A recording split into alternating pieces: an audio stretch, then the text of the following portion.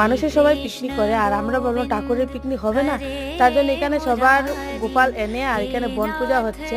আর এখানে আমরা তিনজন চলে এসেছি এখন বন পূজাতে। আর দেখো এখানে গান বাজনা সব কিছু হবে, অনেক এনজয় করব।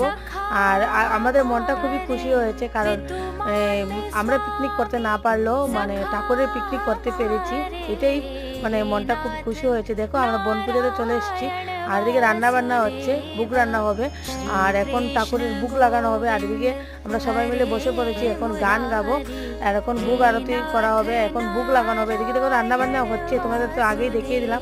আর এদিকে দেখো আরতি করা হচ্ছে, বুক আরতি। আর এদিকে আমরা বুক আরতি গাচ্ছিলাম, অনেক মজা করেছি আমরা। তারপর আমরা মাটিতে বসে আমরা প্রসাদ খেলাম, অনেক কিছু বানিয়েছে প্রসাদ, তারপরে মালপোয়া থেকে ধরে তেলের পিঠা থেকে ধরে সব কিছু বানিয়েছে। আর দেখো ওদিকে মাটিতে বসে প্রসাদ খাওয়ার মজাই আলাদা। আর দেখো আমরা প্রসাদ খেয়ে নিলাম। চলো আজকে ওদের ব্লগটা এখানেই থাক।